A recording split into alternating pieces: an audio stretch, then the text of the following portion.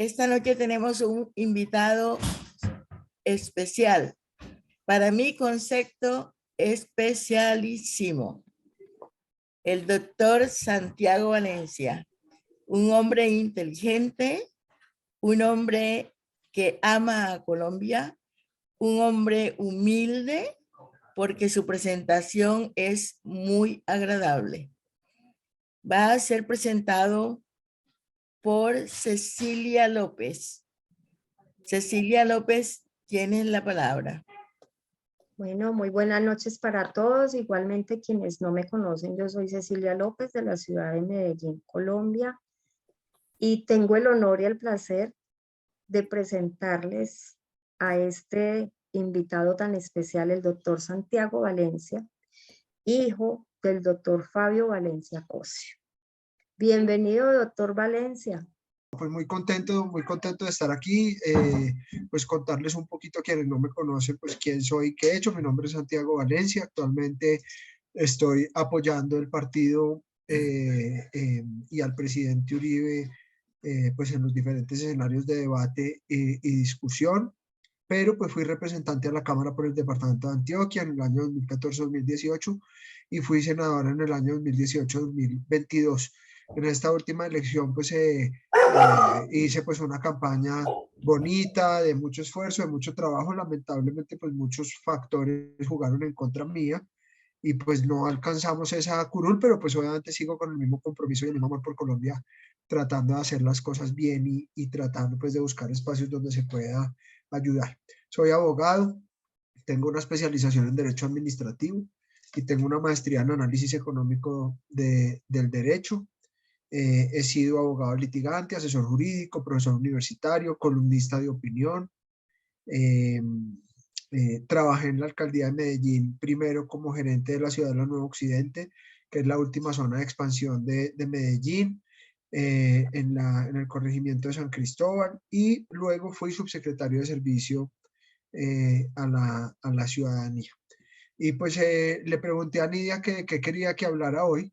Me dijo que hablara, pues digamos, de lo que yo considerara que podía ser interesante para ustedes. Entonces, pues voy a hacer un recuento de lo que yo creo es, digamos, la situación actual del país y cuál creo yo o qué creo yo que es lo que está buscando Gustavo Petro. Y pues obviamente voy a tratar de hacerlo muy corto porque me interesa pues más bien hacer como una charlita con ustedes y que pues no nos vayamos a ir hasta muy tarde porque sé que están seguramente cansadas después de un día de trabajo y que mañana seguramente tienen muchas actividades. Pues no es nuevo para ustedes. Petro tiene una gobernabilidad alta. Fue elegido, digamos, con un margen, digamos, estrecho de votos, pero, pues, digamos, con la fuerza suficiente para poder gobernar de acuerdo, pues, digamos, a nuestro ordenamiento jurídico. Y pues nosotros lo habíamos advertido desde el principio, realmente un presidente como Petro pues necesitaba un Congreso que le hiciera contrapeso, pero lamentablemente eso no se logró.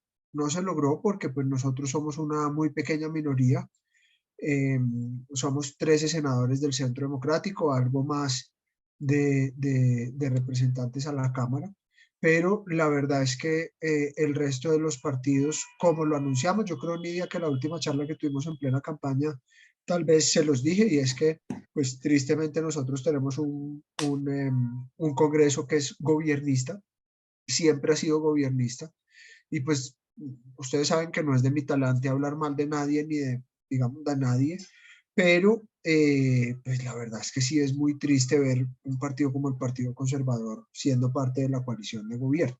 Deja mucho que desear, porque es que, digamos, uno lo podría esperar del Partido Liberal. ¿Por qué? Pues porque el Partido Liberal es socialdemocracia, y la socialdemocracia en el mundo pues está más cerca a la izquierda. Entonces uno podría decir, bueno, hay diferencias conceptuales ideológicas, pero la verdad, hay unas personas que son de más centro izquierda que podrían caber en el pacto histórico. Pero la verdad es que uno no ve por ningún lado al Partido Conservador, es que realmente no hay como por dónde cogerlo. Y yo creo que que cada explicación que dan es más triste que la anterior. Entonces la última vez oí algunos de algún senador del Partido Conservador diciendo que era que ellos habían aceptado ser parte de la coalición de gobierno para desarrollar algún tipo de control sobre las propuestas. No han ejercido ningún tipo de control, sino pues miren la reforma tributaria o la paz total o algunos de los proyectos que allí se han aprobado y que demuestran pues, que el Partido Conservador está plegado, está entregado. Y digamos, pues no hablo de los otros porque realmente, digamos, pues los otros no tienen la dogmática o en teoría no tienen la dogmática que tendría el Partido Conservador. Entonces uno, el partido de la U, pues allá siempre ha habido gente muy cercana a la izquierda, sobre todo después de Santos, empezando por el mismo Roy Barreras, que hoy no hace parte de la U, pero pues ustedes saben, el periodo pasado hacía parte de la U.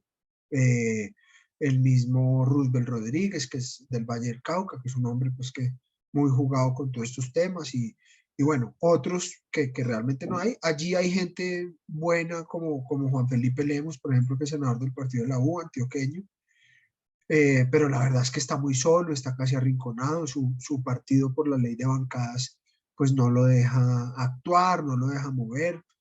Cambio Radical, yo creo que muy pronto va a llegar a la oposición. Eso para nosotros, digamos, sería un apoyo, que pues digamos nos daría pues alguna fortaleza adicional. Han sido muy críticos del gobierno, pero sigue siendo absolutamente insuficiente para poder hacer una oposición que sea fuerte. ¿Y qué es lo que pasa? Que el Congreso, pues como se los decía hace unos instantes, pues realmente era el único que podía generar algún contrapeso. ¿Por qué? Pues porque el Congreso debería estar haciendo control político, el Congreso, control político serio, y debería estar parando pues todos los adefesios que esta gente está aprobando. Entonces pues hay algunas cosas que se han logrado moderar. Yo no sé si ustedes vieron en estos días en el proyecto de ley de paz total, tal vez querían obligar, ojo a esto, querían obligar a que los medios de comunicación informaran sobre los avances de paz total. Eso pues no pasa sino en los regímenes totalitarios. En una democracia los medios informan con autonomía sobre lo que consideren que es relevante o no y tienen su propia línea editorial. Es decir, solamente en las dictaduras se obliga a los medios de comunicación a que digan lo que el presidente de turno quiere. Eso lo lograron quitar y pues el gobierno se hizo el loco y lo sacaron por debajito y tal. Pero pues realmente, digamos, no hay un Congreso que le esté generando contrapeso. Si ustedes me preguntan a mí, digamos, ¿qué puede pasar de aquí a un año? Yo creo que el Congreso va a cambiar seguramente su postura.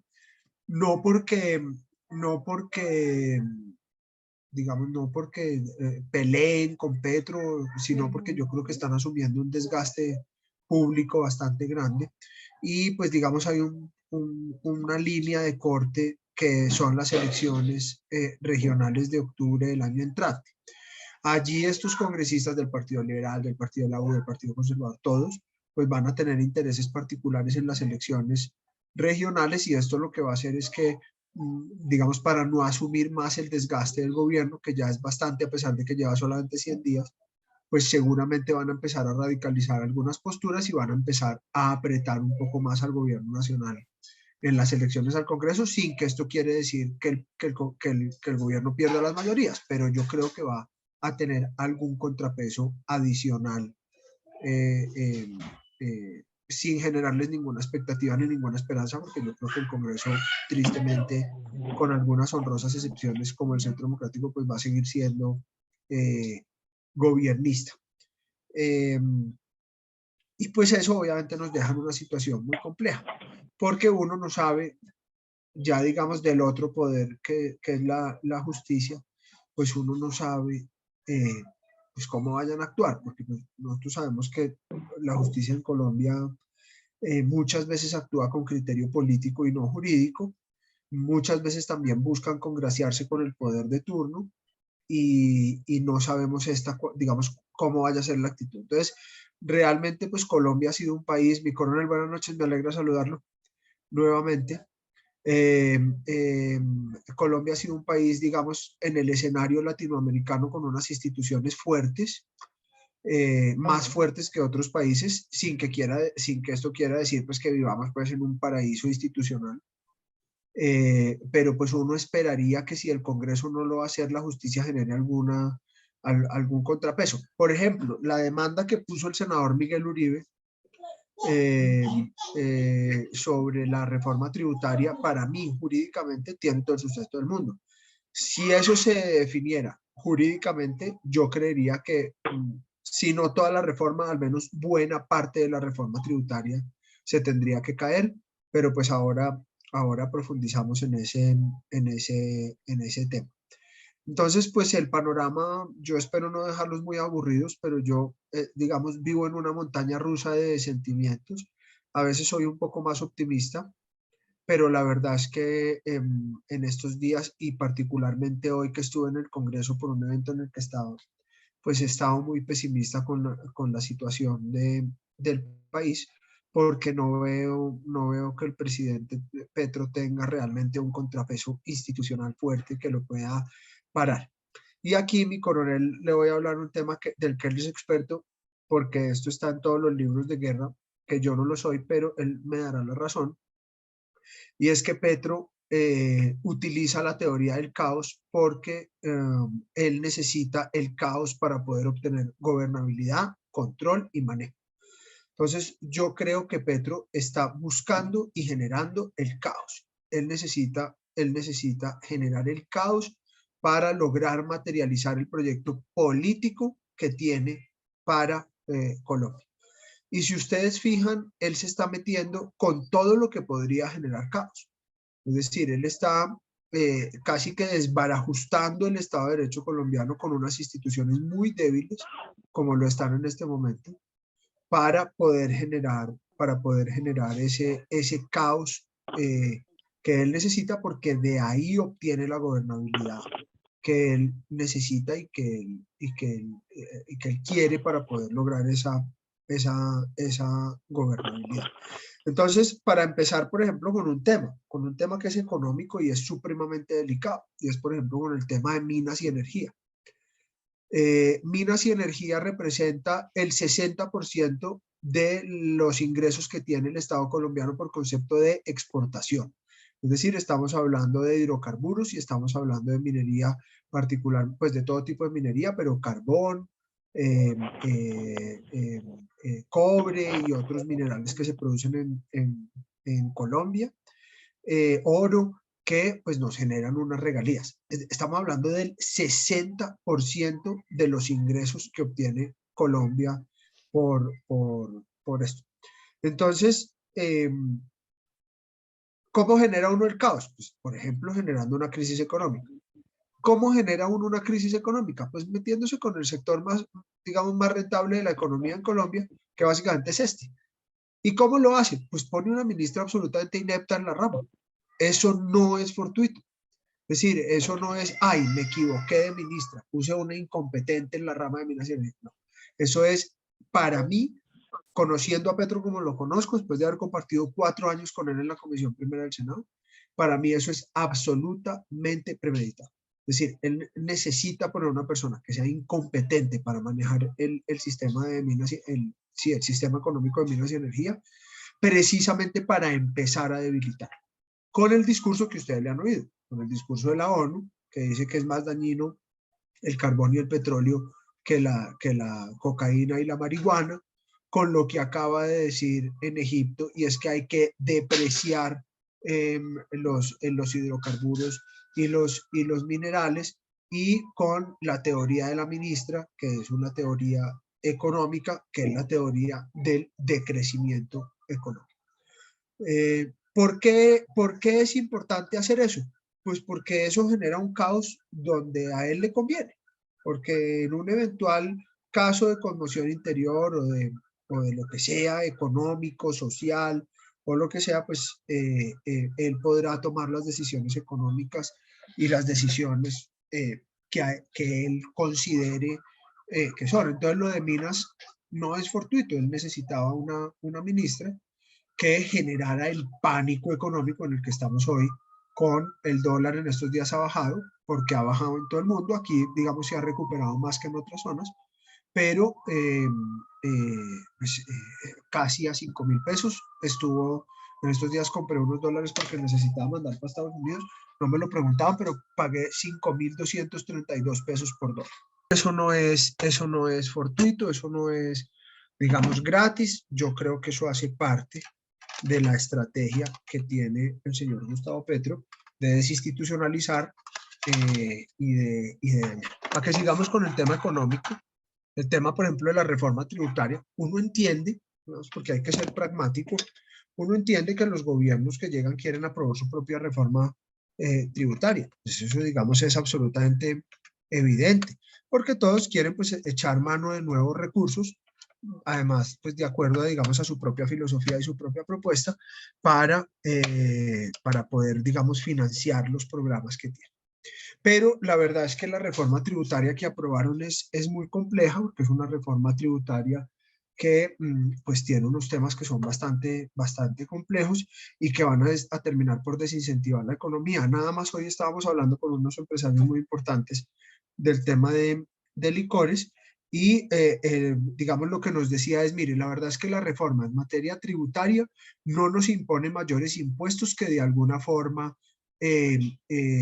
digamos, agrave la situación económica de la empresa.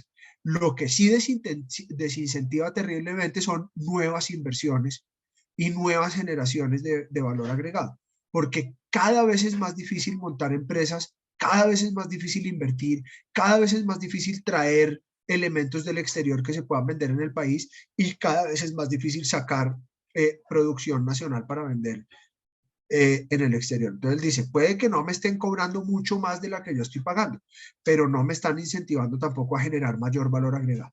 Es decir, que eso lo que puede generar es en un estancamiento o incluso en un decrecimiento de la economía colombiana, que volvemos a la teoría del caos. Es decir, fíjense, estamos atacando el primer renglón de exportaciones en materia de exportaciones de Colombia, que es el 60% del total de las exportaciones, y además de eso después nos estamos metiendo con un porcentaje adicional que son las empresas que invierten y producen en Colombia, que son las que llevan al exterior, que llevan y traen. Es decir, que hay un tema muy complejo.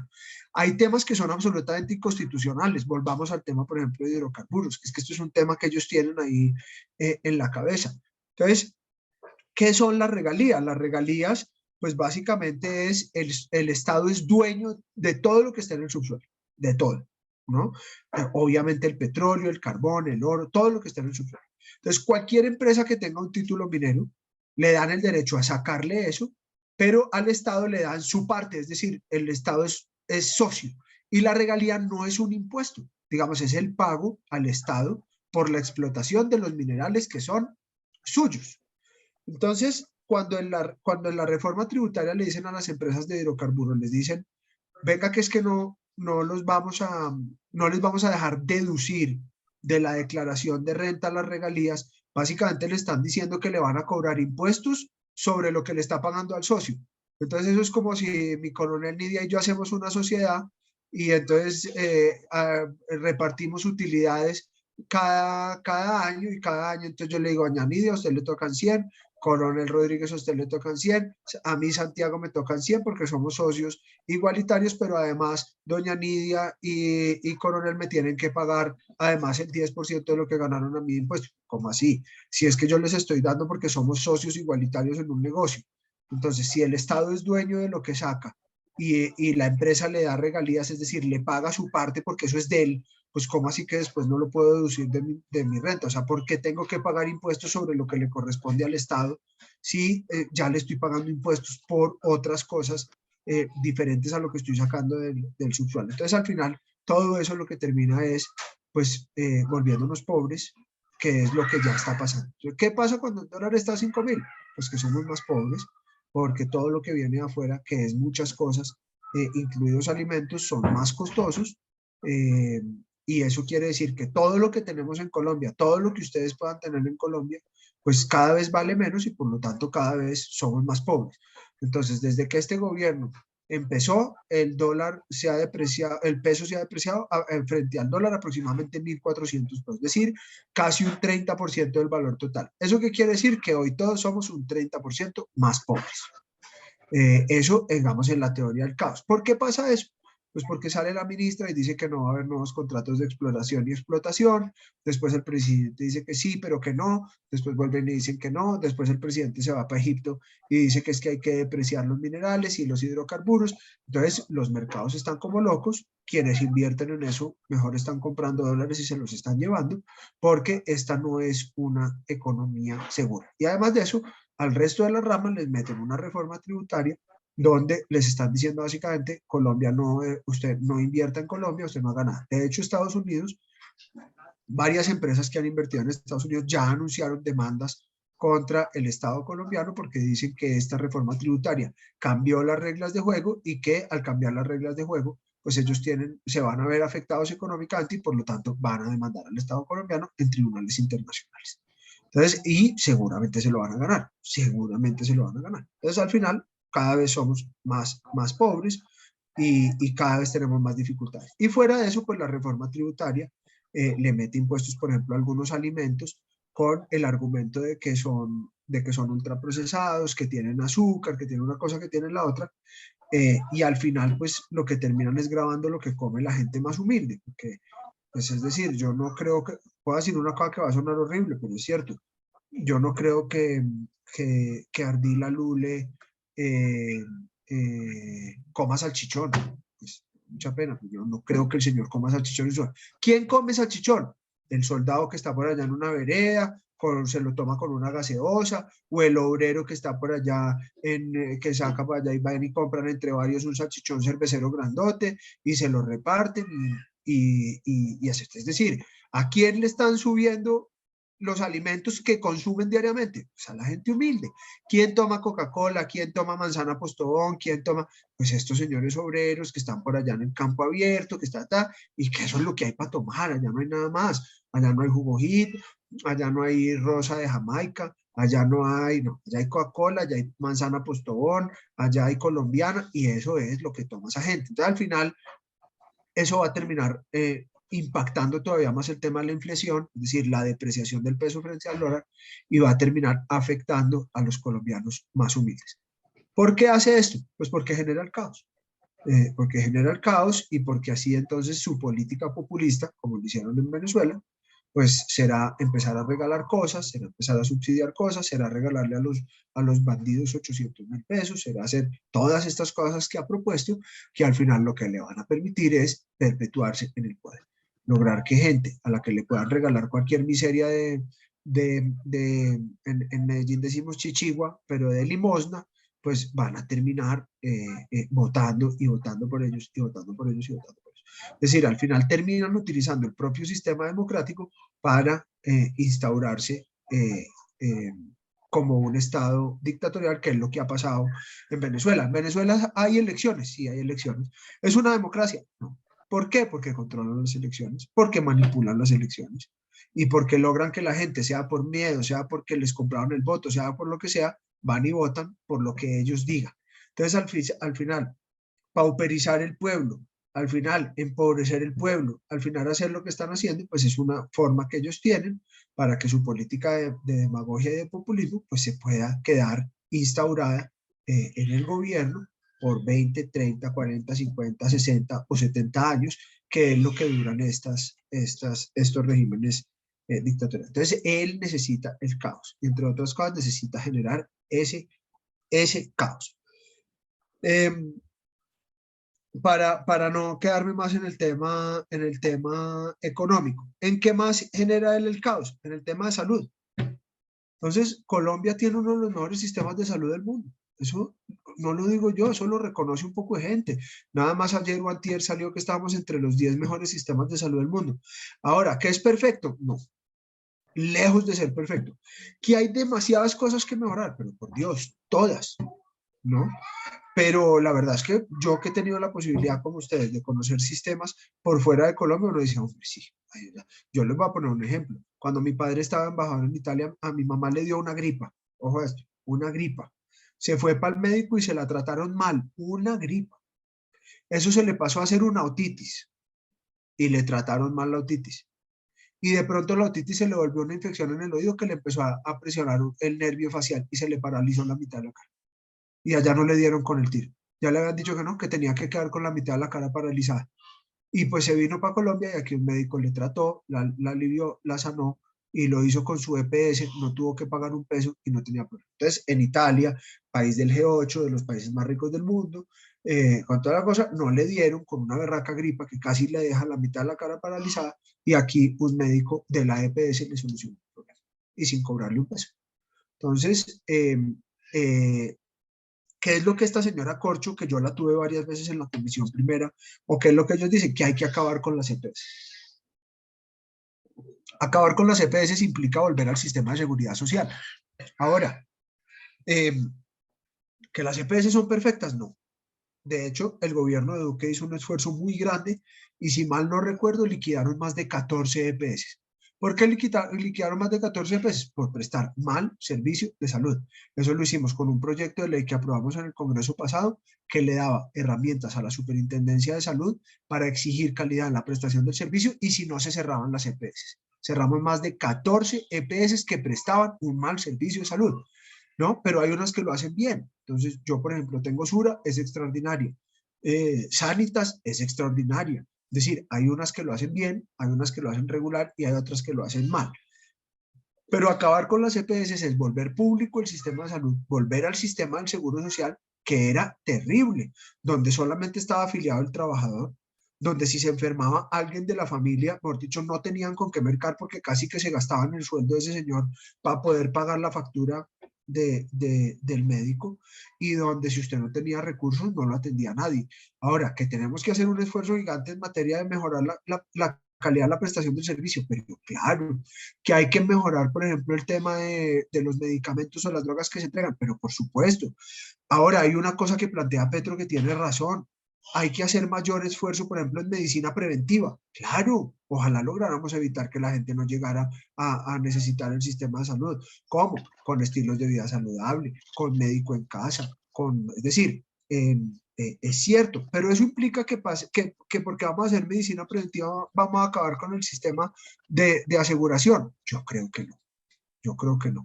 Es decir, yo creo que eso no tiene ningún sentido, es un contrasentido. Y finalmente, ¿cuál es el deseo? Generar el caos. Es decir, ¿dónde nos pueden tocar a los colombianos que nos duela más? O a cualquier ciudadano en el mundo. En la salud. Entonces, el día que un colombiano se enferme de cáncer y ya no le digan, ah, sí señor, no, pero lo que pasa es que vale, qué sé yo, 20 millones de pesos el tratamiento, 30, 40, 50 millones de pesos el tratamiento. Y diga, ¿cómo? Pero si antes me lo da la EPS. Ah, no, pues que ya no hay EPS. Ya le toca cubrirlo. Entonces ese día la gente va a decir, o como en Estados Unidos, es que en Estados Unidos si usted no tiene con qué pagar un médico, Dios mío, téngase porque la facturita es una cosa muy berraca. Y Obama intentó hacer una cosa ahí medio, que era el Obamacare, que al final no era financieramente sostenible, porque a diferencia de aquí aporta el empleador, aporta el empleado y aporta el Estado. Allá no. Entonces, allá no era financieramente sostenible. Políticamente muy bonito, sí, todo el mundo tiene derecho a atención en salud, el Estado le proveerá salud a los más pobres, pero al final no era sostenible porque no había un sistema como el que tenemos nosotros aquí, que es un sistema de salud solidario. ¿Cuál es la finalidad de hacer eso? Pues, hombre, generar el caos. Es decir, al final lo que quieren es nuevamente generar el caos. Y finalmente, para no hablar de muchas más cosas, porque pues son tantos los temas y ahora vienen con el tema de la reforma otra vez al Código Electoral y otros temas, pero les voy a hablar del tema de paz total. Este para mí es un tema muy complejo, porque claro, todos queremos la paz, es decir, colombiano que no quiera la paz, yo creo que pues serán muy poquitos, porque pues de todo hay en la viña del Señor. Pero volvemos a lo mismo, al mismo problema que tuvimos con Santos, la paz a qué costo, la paz en qué condiciones. Entonces, ¿qué es lo que está planteando este señor? Este señor, digamos, está planteando una negociación como en dos escenarios. Uno, el escenario del ELN, que digamos ellos plantean como político, y otro, el escenario de todo el resto. Digamos, ahí meten Bacrim, ahí meten, por ejemplo, al Clan del Golfo, ahí meten, bueno, ahí los meten a todos, ¿no?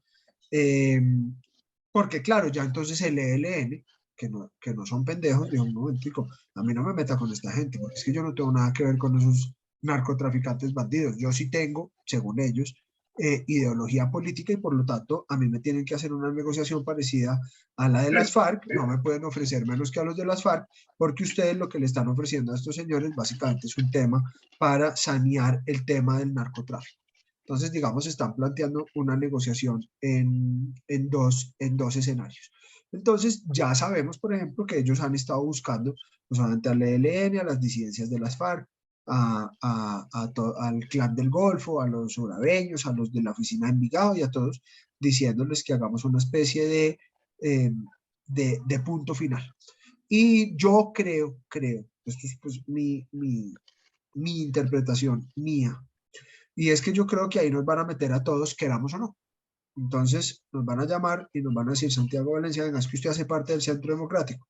Sí, señor, hago parte del Centro Democrático. Bueno, esto me lo dijo una vez Roy, no, me lo dijo Petro, nos lo dijo en un debate en la Comisión Primera, que nosotros éramos indirectamente responsables por el fenómeno paramilitar por ser miembros del Centro Democrático. Entonces, si a nosotros nos meten digamos, una interpretación, yo no he matado a nadie en la vida, ni espero tener que llegar a una cosa de esas. Tengo arma, yo se los dije alguna vez, tengo un arma para protección personal. Nunca, gracias a Dios, la he tenido que usar. Nunca. Y ojalá nunca, no la tenga que usar nunca. La tengo amparada con todos mis papeles, con todo, con paz y salvoconducto, todas las de la ley. Pero entonces resulta que yo tenía, no sé, 12 años cuando el fenómeno paramilitar o 10 años y resulta que soy indirectamente responsable por el fenómeno paramilitar. ¿No? Entonces nos van a decir, quieran ustedes o no, los vamos a meter aquí. Y lo que vamos a hacer es una ley de punto final. Entonces le vamos a perdonar los delitos a todo el mundo. Y entonces aquí vamos a meter a las disidencias de las FARC, y vamos a meter al ELN, y vamos a meter al Clan del Golfo, y vamos a meter a Álvaro Uribe, y vamos a meter a Ernesto Samper, y vamos a meter a Andrés Pastrana, y vamos a meter a Gustavo Petro, y nos vamos a meter todos ahí, todos. Y vamos a quedar en ceros, vamos a quedar 0 kilómetros, ¿no? Y pues primero, la operación de lavado. Hasta hoy la operación de lavado de activos más grande en la historia de Colombia ha sido el proceso de paz con las FARC, pero esta la va a superar, porque este sí va a ser una gran operación de lavado de activos, pero grande, ¿no? Y entonces ya lo que vamos a hacer es, le vamos a perdonar el negocio a todo el mundo, a los señores del ELN les vamos a dar participación en el Congreso, seguramente a las disidencias de las FARC también, y a los otros entonces les vamos a perdonar en lo que hayan hecho y les dejamos que queden con alguna de la plata que tienen, no les vamos a dar participación en política porque como los metemos en la misma bolsa del ELN, pero aquí perdonamos a todo el mundo. Entonces quedamos 0 kilómetros. ¿Cuál es el peligro de eso? Que después, entonces, señor Santiago Valencia, usted cometió un delito que lo querían meter en la reforma tributaria, al final creo que no quedó, pero pues para poner un ejemplo cualquiera, usted cometió un delito de evasión fiscal. Entonces lo vamos a meter a la cárcel y me meten por cualquier otra cosa. Entonces, ya 0 kilómetros, ya lo que van a hacer es empezar a perseguir la gente con los delitos que ellos quieran, como pasa en Venezuela, y van a empezar a meter gente a la cárcel a los que ellos quieran meter a la cárcel. ¿Qué quiénes van a hacer? Los que ellos consideren que entorpece su proyecto político. Y eso ya, digamos, eso ya está ahí. ¿Qué es lo que me parece muy delicado de ese tema? Particularmente con los Estados Unidos, el tema de drogas. Entonces ya nuevamente estamos alrededor de los 200.000 hectáreas de hoja cultivada de coca. Y aquí parece que lo que más rinde es eso, y parece que estos señores han hecho lo que no han hecho los otros sectores, y entonces, ¿cómo les parece que el cultivo de coca ya está cosechando 4 veces al año? Es decir, eso es un negocio redondo. Y además de eso, entonces, el dólar está a 5.000. Es decir, que un kilo de cocaína puesto en los Estados Unidos, que si mal no recuerdo, debe estar, o estaba en su momento cuando yo hice el debate en el 2015, en $60.000, supongamos que no ha cambiado, o en Europa, sí, en 60.000 y en Europa en 80.000, entonces hagan el cambio, pasamos de un dólar de 4.000 pesos a uno de 5.000. Es decir que, así como nos empobrecimos aproximadamente el 30%, pues estos señores se van a enriquecer, o se están enriqueciendo un 30% más, porque ellos, como venden en dólares, pues está trayendo dólares de narcotráfico al país y están podridos en la plata. Es decir, no les cabe $1 más. Es más, les voy a decir una cosa tristísima. Estuve hablando con el ministro Carrasquilla y con el ministro con el exministro Restrepo en una cena que estuvimos hace poco. Y les hice esta pregunta, les dije, ministros, ¿cuánto creen ustedes que está moviendo el narcotráfico hoy en el PIB en Colombia? Me dijeron, incalculable. Pero si esto no ha estado peor, es porque tenemos una subeconomía del narcotráfico.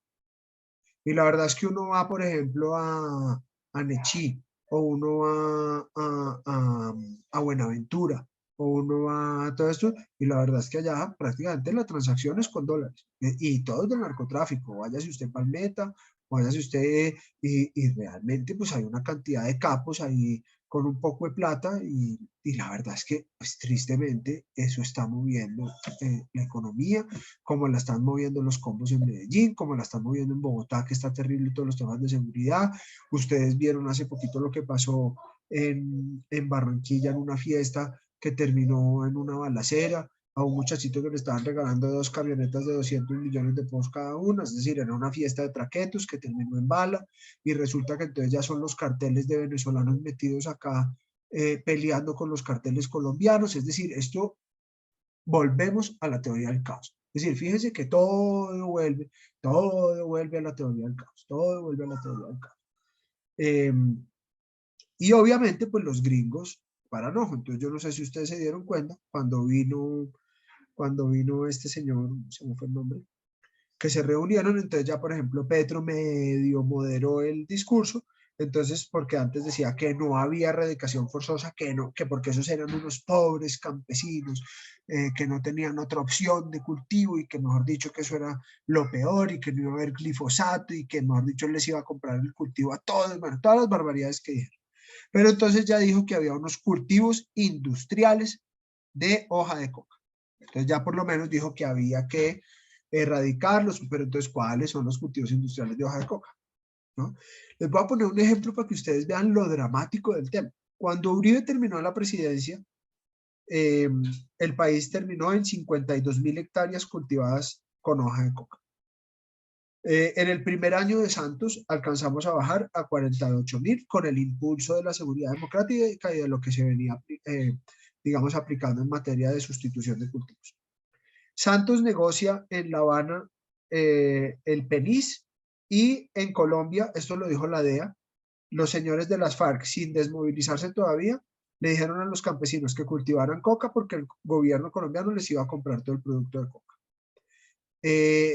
Y además de eso negociaron, no públicamente obviamente, que no iban a asperjar con glifosato, ¿no? Y se le atravesaron jurídicamente a la vaina y le metieron la Corte Constitucional y la precaución y todo el cuento. Para que ustedes se mueran de risa, yo puedo ir hoy a cualquier tienda de insumos agropecuarios y consigo glifosato. Puedo comprar glifosato. Pero no, y lo puedo usar en cultivos incluso de consumo humano. Lo puedo usar en cultivo de maíz, lo puedo utilizar en cultivo de algodón, lo puedo utilizar en cultivo de arroz, por ejemplo, porque eso es un herbicida, pero no se puede utilizar en asperjar cultivos de coca porque eso es muy malo. Para que ustedes vean el nivel al que llegamos. Y la Corte Constitucional metida en esto, porque si no hemos podido volver a asperjar, ha sido por el principio de precaución que aplicó la Corte Constitucional, que el presidente Duque le caminó los 4 años para poder llenar los requisitos de la Corte, y al final este gobierno llegó y acabó con todo el tema. Entonces ya está, entonces llegamos a 200.000 hectáreas cultivadas de hoja de coca. No me extraña que el próximo informe nos pongan 250.000 hectáreas cultivadas de hoja de coca de Estados Unidos, digamos, que es el serio. Porque obviamente pues, no están asperjando, no hay erradicación forzosa, les están diciendo que les van a comprar. Pues, ¿qué le están diciendo a los campesinos? Vaya siembre, que el negocio está buenísimo. No me extraña que esté subiendo, porque lo que logró hacer Duque, de reducir hasta 180.000 tal vez, a punta de erradicación manual, este señor, digamos, estoy seguro que ya debió haber subido más. Entonces, para que ustedes vean lo dramático, les dije que en el primer año de Santos, con el impulso de lo que dejó Uribe, llegamos a 48.000 hectáreas cultivadas de hoja de coca. Hoy solo en el Catatumbo hay 48.000 hectáreas cultivadas de hoja de coca. Solo en el Catatumbo. Es una barbaridad, una brutalidad. Ahora, qué tiene que ver eso? Y aquí metamos el tema de Venezuela. ¿Quiénes manejan ese negocio en Venezuela? La Guardia Nacional, el Ejército, con el cartel de los soles. Entonces, ¿qué pasa con la frontera abierta? Les legalizaron el negocio. Ahora, la verdad es que yo creo, honestamente, y pues con todo el respeto, yo creo que Duque cometió un error. Yo creo que no había que tener relaciones diplomáticas con Maduro. Todavía lo creo y me pareció un gran error. Además, otra vez lo tenemos es que de garante de los procesos con el ELN. Eso es como poner el ratón a cuidar el queso. Eso no tiene sentido alguno. Porque evidentemente los intereses de Maduro son los intereses del ELN, no los del Estado colombiano. ¿Cómo ponemos un garante que no es objetivo? Que evidentemente está parcializado, que es socio de los señores del ELN. El ELN maneja hoy los negocios de minería ilegal en Venezuela. Las minas ilegales en Venezuela hoy las maneja el ELN y no en la frontera, en todo Venezuela. Entonces, ¿cómo ponemos de garantía a un señor que es socio de los señores con los que se supone que tenemos que negociar? Eso es una cosa que es ridícula, que es absurda. Pero además de eso les estamos legalizando el negocio con este tema.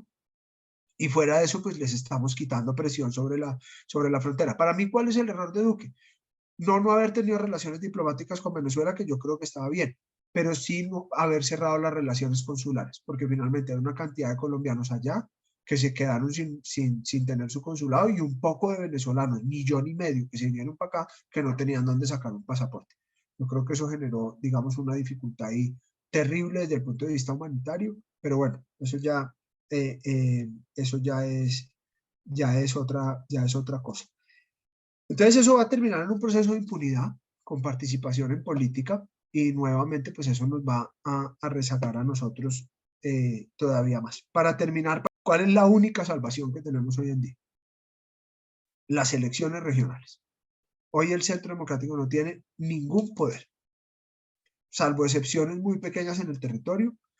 La verdad es que el Centro Democrático cometió todo tipo de errores pendejísimos en las elecciones territoriales pasadas. Entonces, hoy no tenemos ni una sola gobernación, ni una sola alcaldía capital, ni siquiera en coalición, ni siquiera en coalición. Entonces, nosotros no tenemos gobernabilidad territorial. Teníamos el gobierno nacional, no voy a meterme ahí, ya todos sabemos lo que pasó. Y hoy no solamente no tenemos el nacional, sino que tampoco tenemos el territorial. Entonces, para que el Centro Democrático pueda sobrevivir, tiene que ganar en las elecciones territoriales, porque necesitamos poder tener gobierno territorial para poder que el partido subsista y se mantenga. Si al Centro Democrático le va mal en las elecciones, va a ser muy difícil remontar la presidencial dentro de 4 años. Porque parte, digamos, de lo que nos pasó ahora al Congreso era que nosotros no teníamos gobernadores, no teníamos alcaldes, no teníamos poder local. Y ustedes saben lo que pasó con el gobierno nacional. De manera que, era muy difícil competir, digamos, en esas circunstancias, porque mientras que el Partido Conservador, el Partido Liberal y todos tenían gobernadores, en la izquierda tenían la alcaldía de Bogotá, la alcaldía de Cali, la alcaldía de Medellín, pues nosotros no teníamos ese poder regional que nos permitiera sustentar campañas políticas. Entonces, el Centro Democrático se tiene que volver muy pragmático. Yo he oído al presidente Uribe muy pragmático en el sentido de que el Centro Democrático tiene que ganar. Y si no tenemos candidatos propios, tenemos que tener candidatos de coalición para poder ganar en las elecciones territoriales. ¿Cuáles son las joyas de la corona? Evidentemente, Bogotá, Cali y Medellín. ¿Qué pasa? En estos días tuvimos una reunión con el doctor Juan Gómez Martínez hablando sobre el tema de Medellín. Y yo les decía que esperaba no mandarlos muy aburridos, pues yo les decía, y pasa lo mismo en Cali, no tanto en Bogotá. Pues yo les decía, el problema es que no es una pelea en franca lid. Es decir, esto no se va a solucionar voto a voto, que sería lo ideal. Esto va a ser un problema adicional y es que vamos a pelear es con una mafia. Entonces, esa mafia que hoy está en la alcaldía de Medellín, pues no solamente, digamos, tiene plata, tiene mucha plata de corrupción, sino que además seguramente pues hay otro tipo de estructuras mafiosas alrededor que están apoyando. Entonces, si uno dijera, hombre, esto es voto a voto y yo voy y me consigo los votos y me gano los votos y me gano la alcaldía de Medellín, perfecto. Pero como esto no es una pelea limpia, esto no es una pelea de tú a tú, esto no tiene las mismas herramientas, pues va a ser muy difícil en el caso de Medellín y de Cali esa competencia. Obviamente hay que hacer todo el esfuerzo, hay que buscar coaliciones muy fuertes, ciudadanas, partidistas, con gente buena, evidentemente, que nos permita buscar ganar ese territorio local que hemos perdido. Repito, que nos permita poderle hacer frente a unas elecciones nacionales dentro de 4 años contra el candidato de Petro o contra Petro mismo, porque ustedes saben eh, cómo actúa esta izquierda. Yo el tema de Medellín lo veo muy complejo, pero obviamente pues allá es nuestro fuerte, es nuestra casa, es donde más fuerza electoral tenemos. En Medellín todavía, gracias a Dios, nos quieren mucho. Quintero anda muy molesto porque Uribe anda recorriendo las comunas y eso lo tiene desesperado porque se le ha visto el cariño a la ciudadanía por el expresidente Uribe. Yo, por ejemplo, lo acompañé cuando salieron estos videos terribles en la Comuna 13 y la verdad es que fue más el amor que se le mostró en la Comuna 13 que los gritos, digamos, que le decían Paraco y las otras bobadas que le dicen. Paradójicamente, los que le gritaban Paraco y asesino no habían nacido cuando la operación Orión. Eran puros peladitos que no tienen ni idea cómo era en la Comuna 13 antes de la operación Orión. Pero los que vivían allá, ya cuarentoncitos como uno, y de ahí para arriba, ya salía presidente. Gracias a usted nosotros recuperamos la paz y recuperamos la tranquilidad. Gracias a usted hoy podemos vivir en la Comuna 13. Gracias a Dios hoy podemos ver todo este turismo que está dejando recursos en la Comuna 13.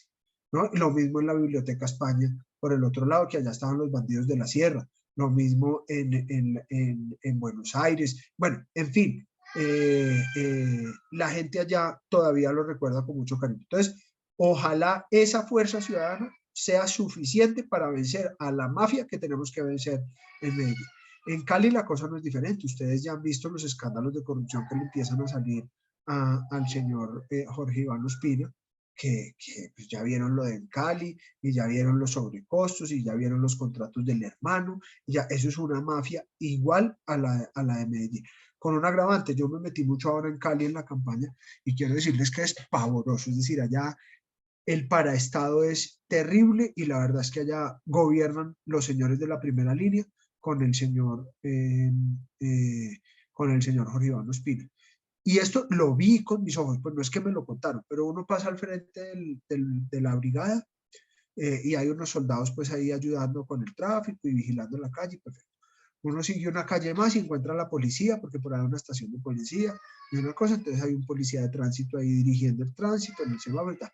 Y uno pasa para la siguiente, que es la parte de abajo de Siloé, y son los bandidos dirigiendo el tránsito y pidiendo plata por dejar pasar, pero a una cuadra de la policía. Pues no les estoy diciendo que se esconden por allá donde no los vean, no, a plena luz del día, en plena avenida, una cosa absolutamente terrorífica. Y esto es promocionado, auspiciado y alcahueteado por el alcalde Jorge Iván Ospina.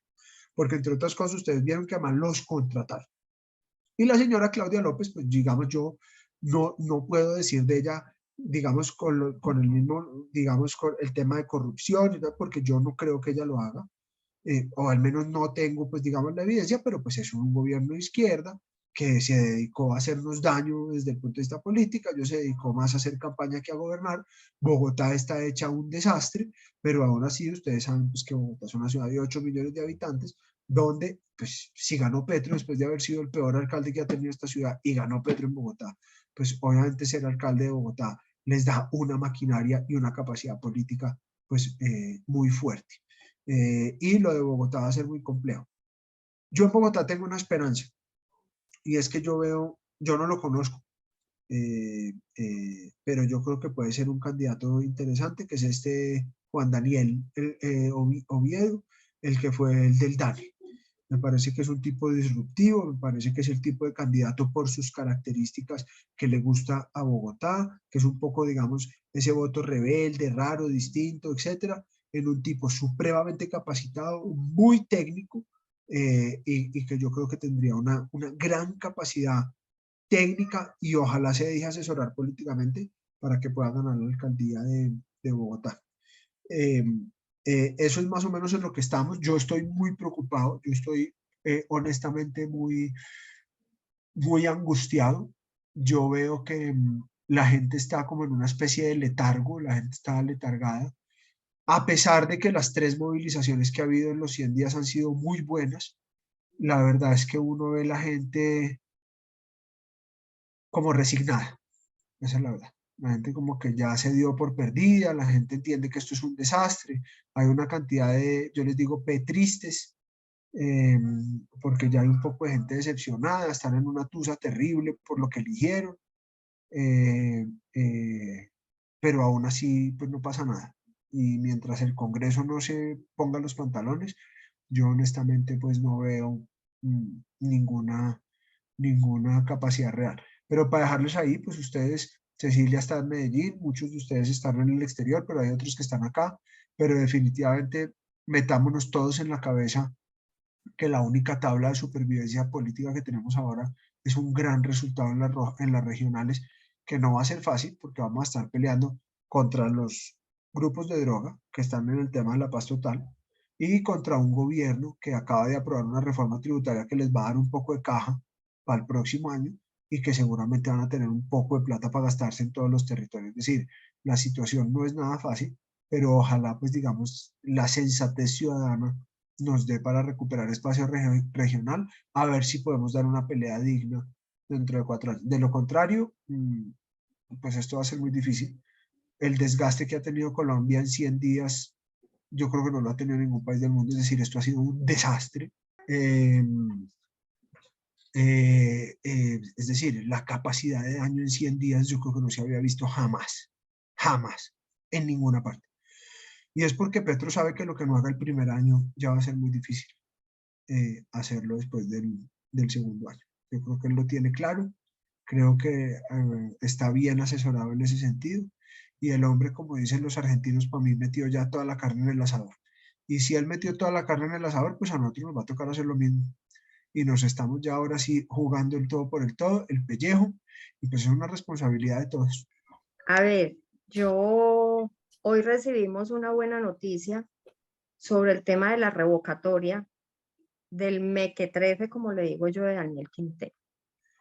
Porque sabemos y está claro que eso fue un robo que nos hizo ese señor, porque por primera vez en un referendo, yo he participado ya en 4 referendos y por primera vez en un referendo se logra la cantidad de firmas para una revocatoria de un alcalde, en los que yo he pues participado en los referendos.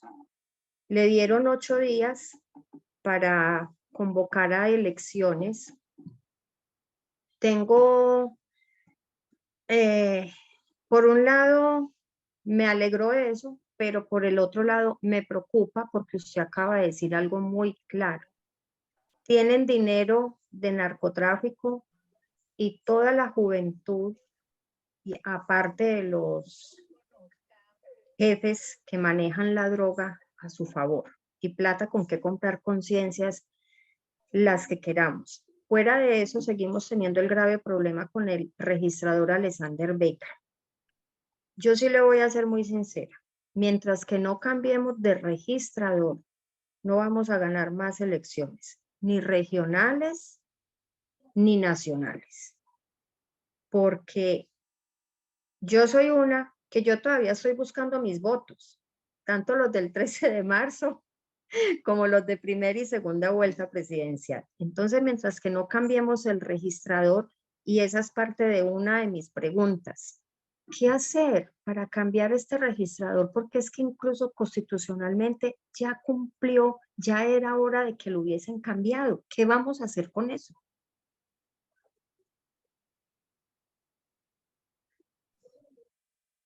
Cecilia, qué pregunta tan difícil. No, constitucionalmente todavía no ha cumplido el periodo.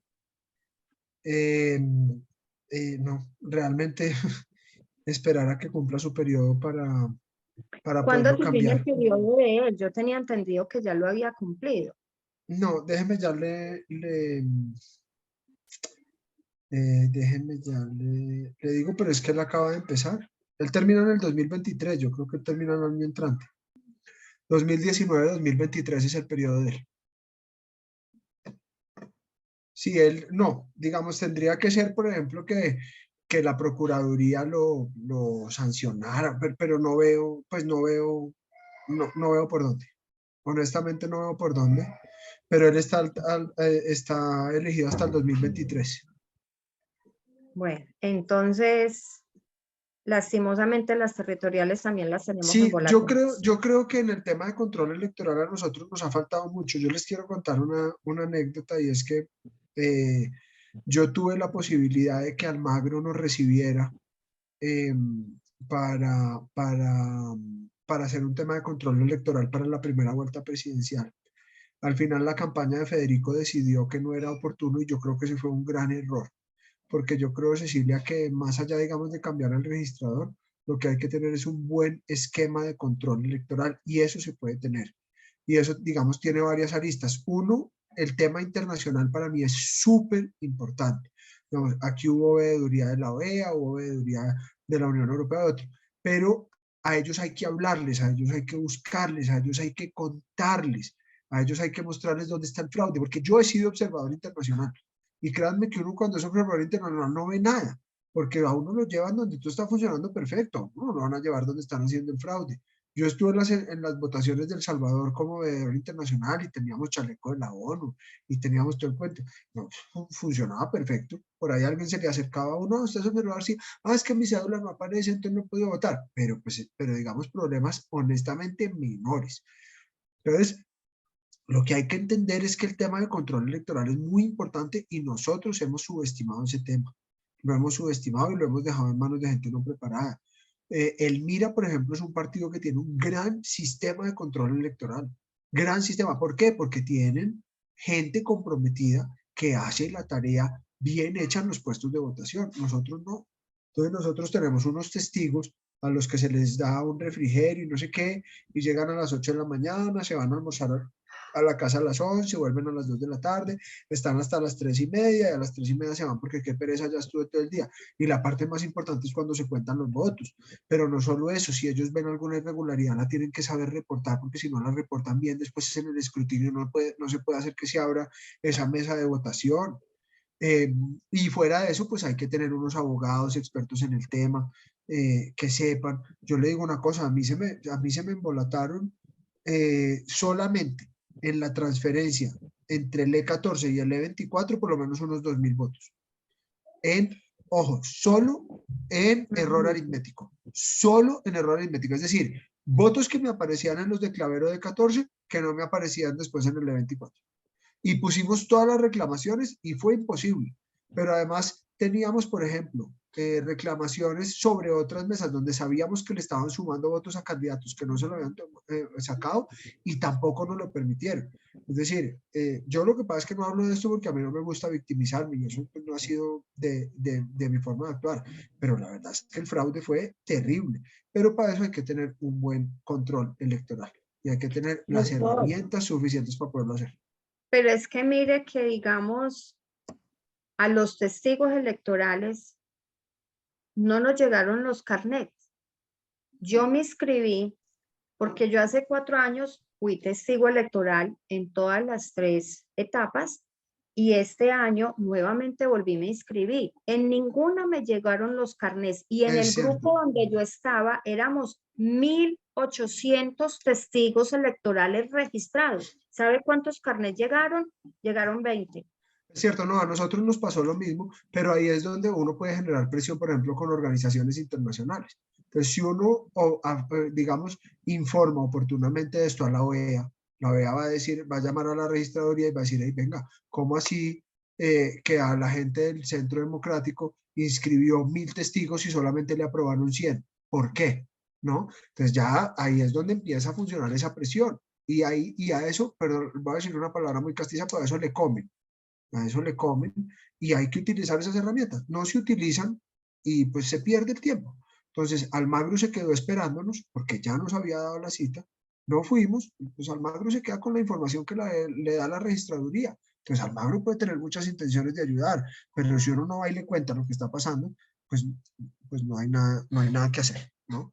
Entonces, yo lo que creo es que hay que mejorar mucho en esos temas de control electoral. A eso hay que meterle una platica porque eso vale, pero ahí está. Y lo otro es que en la discusión del código electoral yo le estoy pasando a los senadores que quedaron algunos apuntes que tenía porque es que hay unas cosas que son absurdas. Cada mesa en Colombia tiene una capacidad máxima, si mal no recuerdo, de entre 400 y 450 votos. Es decir, ninguna mesa puede tener más de eso. Es decir, cuando se completan 450 inscritos en una mesa, inmediatamente se habilita la siguiente. Eso, es decir, no hay forma, ¿no? ¿Y cómo le parece que hay mesas con el 80% de los votos por un solo candidato? Sí, pero eso es imposible. Dígame usted en qué barrio o en qué institución educativa o en qué pueblo todo el mundo vota por el mismo candidato. Entonces, no sé, mil y punta de candidatos, a ese pueblo no le gusta sino uno. Es absolutamente imposible. Supongamos, estadísticamente imposible. Supongamos que sea el padrino del pueblo, que ha ayudado con un poco de cosas, que hizo un coliseo, que es un berraco, que la gente lo ama. No se saca más del 60% de los votos. No se lo saca. No se lo saca. Entonces, una mesa donde el 80% de los votos posibles y además de los votos reales, todos sean por un solo candidato de fraude, y ustedes no me van a creer que eso no es una causal de apertura de mesa. Eso es absurdo. Entonces entonces uno va a la registraduría y le dice, sí señor, eso estadísticamente es imposible, usted tiene toda la razón, ahí hay una irregularidad, pero el Código Electoral no contempla la apertura de mesa por esa causal. Entonces, claro, ahí es Esa fue la donde respuesta a unas mesas que denunciamos con 520 votos. así es. Bueno, y no es una causal y no hay forma. La pregunta es ¿por qué? ¿Qué hizo en el momento cuando iniciaron las elecciones? Empezaron con el fraude en el Congreso para las elecciones de los congresistas del Senado.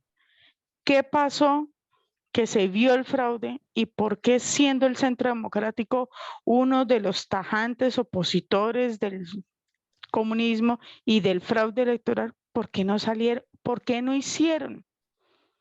¿Por qué no agarraron la parte de lo que decíamos la mayoría del pueblo? Es que la mayoría del pueblo colombiano, sí, lo que usted dice, uno respeta a Álvaro Uribe Vélez porque se le agradece todo lo que hizo cuando inició en el 2002, porque yo viví en Arauca en el 98, 99.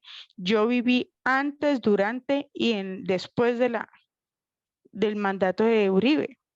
Yo sí sé qué es la parte de lo que el coronel sabe muy bien, lo que ocurrió el 15 de diciembre del 2000, cumpleaños de Jesús, la bomba, los cilindros bombas que hicieron allá en la Brigada 18 de Arauca. Yo estaba en ese tiempo ahí. Entonces lo que uno dice, ¿cuál es la posición de los opositores del gobierno actual? Porque es que lo vemos, sí. Yo soy una de las que, o es que yo soy le quiero las cosas rápido y bien hechas. ¿O por qué no vemos realmente una posición tajante de decir, no, me paro acá y hago esto y vamos a unirnos y necesitamos que el pueblo nos acompañe? Es donde el pueblo los acompañaría a ustedes, Oye, pero los pero ¿a qué te vemos como, refieres? Porque es que el Centro Democrático votó negativo en la reforma. sí, pero, o sea, a lo que yo me refiero, no tanto por sí, ustedes votaron negativo, ustedes votaron contra la tributaria. Igual la misma, se aprobó porque eso ya lo tenían predispuesto sobre No, Riondo, se ya lo aprobó tenían porque cuadrado. son los números y Sí, nosotros somos exacto. minoría. Pero antes de eso, lo que yo me refiero es, ¿por qué no han sido tan tajantes en la oposición? ¿Por qué no se han parado en la raya? Mire, donde ustedes se paren en la raya, realmente que sean una sola voz, otro gallo canta. Pues vea, yo estoy de Porque acuerdo, digamos, el partido ha cometido muchos errores, yo, digamos, sí, en eso estoy de acuerdo y se han cometido muchos errores con la militancia y muchas personas valiosas como usted en el camino se han aburrido por diferentes circunstancias, ¿no? Evidentemente, pues todas muy válidas y muy certeras, ¿no? Cada uno tiene su tema y el partido ha cometido muchos errores, eso es absolutamente innegable. Pero el partido está parado en oposición, es decir, lo que pasa es que la capacidad que uno tiene, era como en el pasado nos decían, Ustedes en la comisión primera, mi coronel, lo discutimos alguna vez, ¿por qué no aprobaron la sala para militares en la JEP? Porque no teníamos mayoría, punto. Pero ¿cómo así? Si es que el gobierno de Duque tenía mayoría. No, el gobierno tenía mayoría por unas cosas, pero ese día nos votaron en contra el Partido Conservador, el Partido Liberal, el Partido de la U, terminamos siendo Paloma, María Fernanda, José Obdulio y yo los que votamos eso. ¿Cómo hacemos para aprobar una cosa si no tenemos los números? Nosotros también le hemos dicho mucho a la gente, aprendan a elegir, elijan mayorías. Se los dije empezando esta charla. El único contrapeso que podía tener Petro era el Congreso. ¿Qué pasa? Que se eligió un Congreso mayoritariamente para Petro. Es que aún pasando el Partido Conservador para acá, aún pasándolo para acá, aún pasando a Cambio Radical para acá, seguimos siendo minoría. Es que, Sujei, nosotros somos 13 senadores de 108. 13 de 108. Entonces, ellos están allá parados y están haciendo la oposición y sabotean y gritan y meten proposiciones y proposiciones de archivo y hacen plantones en la Plaza de Bolívar y salen a las marchas y todo lo que ustedes, todo lo que uno puede hacer en el marco de la ley. Pero es que, perdón, somos 13 pendejos contra 108. Sí, Entonces, es muy berriondo. no, berriondo y medio, porque ahí realmente, ahora no estoy excusando porque, repito, se han cometido muchos errores y al interior del partido se han cometido muchas cosas. Tú hablabas de ilegalidades, yo pues no conozco ilegalidades, pero seguramente las habrá, pero sí se han cometido arbitrariedades, sí se ha desconocido mucho a la militancia, hay mucha gente que se ha ido. Yo tengo una percepción, Sujei, y te la cuento, y es que yo estaba acompañando al presidente Uribe en los foros regionales. Este sábado precisamente es el de Yopal. Yo no puedo ir este sábado, pero estuve en el de Pereira, estuve en el de Bucaramanga, estuve en el de Cúcuta, estuve en el de Medellín y he estado tratando de ir a todos acompañarlo. Y yo tengo una percepción que me vas a dar la razón porque sé que estamos de acuerdo. Y es que esos foros han sido un éxito rotundo. Han sido una cosa impresionante. Y la gente que va, uno habla con la gente Sujei y la gente está mamada del Centro Democrático. Sí, Están aburridos. Se han mire, cometido todos los errores, se han hecho todas las embarradas del mundo, todo lo que ustedes quieran. Pero la gente va porque sienten que el Centro Democrático es la única opción que hay. Porque es el sí, único partido que está haciendo verdadera oposición. Por eso repito, si realmente, nosotros no realmente hacemos un esfuerzo en las territoriales, estamos jodidos. a eso es lo que yo iba, Santiago. Uno tiene que ser muy claro en las cosas. Por ejemplo, yo soy cucuteña, yo creo que el habladito mío me sobrepasa. Ya soy Es que ya cucuteña tengo y muchos amigos cucuteños, entonces yo sé que no me está regañando, pero sí. sí, menos mal, tranquilo, no se preocupe. Tranquilo. No, y yo soy muy orgullosa, yo he hablado y trabajé un tiempo con María Fernanda Cabal acá desde Cali y con los líderes míos, porque siempre he sido líder activista y pues siempre pues trata uno de hacerse más, pero yo soy más republicana, ¿ya? Soy más de derecha, vengo de una formación franciscana, bendito sea mi Dios. Viví en Medellín un tiempo, ahí en la Comuna 13 Medellín, Santo Domingo, con Manrique. Y entonces, ¿qué es lo que pasa a uno en cuestión cuando yo hablo con los líderes míos en Cúcuta? Sí, se apoyó, como decimos, Suja, y usted viene con ellos. Yo le dije, no, yo no puedo ir porque yo ahorita me encuentro en Cali, ¿ya? Entonces, ¿qué es lo que uno trata de hacer? Uno trata de mirar en qué posición está ahorita el Partido Centro Democrático, en qué tajante de candidatos tienen para las municipales departamentales, porque déjeme decirle que este señor no le puedo decir nada porque, mejor dicho, después sale chillando porque lo ofendieron, se rasgan las vestiduras. Entonces, ¿qué vamos a hacer nosotros para amarrarlos? Elegir buenos candidatos, hay que ser muy prácticos y sobre todo Y hay que hay pensar en ganar. candidatos buenos, hay Y sobre todo candidatos buenos hay que que pensar en están ganar. ahí, hay que Y están ahí. la buena noticia, Sujei, porque veo 4 manitas levantadas y se va haciendo tarde para que podamos hablar todos. Si le parece, la buena noticia es que yo veo a Uribe muy pragmático por primera vez. Es decir, nosotros cometimos muchos errores en las elecciones pasadas por meterle corazón, y entonces él decía, no, en Cundinamarca pongan al profesor que es muy querido, presidente, pues no va a ganar, sí, pero es que es muy querido, y es que hay que hacer el ejercicio, y qué pecado, y claro, pues nos pegaron una barrida a la berraca cuando el gobernador que ganó quería trabajar con nosotros y nos quedamos sin gobernador, y al tipo le ha debido bien, lo ha hecho bien, y nosotros nos quedamos por fuera de la tema de Eso las pasa gobernaciones. cuando uno tiene hijos y tiene que educarlos con disciplina, Y yo orden y vi, disciplina. exacto, y yo veo ya a Uribe pensando en ganar. Ojalá no cometa errores y ojalá de verdad escojamos buenos candidatos, como usted dice, gente con pantalones, gente que pueda ganar y gente con la que podamos trabajar. Sí, porque no hay de otra. La otra preguntita y la última es hablando sobre, usted decía que de pronto él está buscando todo este caos y anarquía en que la gente se alborote, los colombianos se emberraquen y salgan a la calle de pronto a hacer un paro. Sabe que en esta parte, yo como le decía en otros grupos de WhatsApp, hombre, ya los colombianos estamos cansados, ya nos van a llamar los caminantes de Colombia con esas berriondas marchas. La primera el 26 de septiembre, segundo se le apoyó el 22 y el ahorita la del 29 de octubre. Ya, hombre, saquemos un análisis. ¿Qué logramos? Bien, un precedente a nivel internacional. Vemos que sí tenemos la acogida del resto de los colombianos que se están despertando del letargo.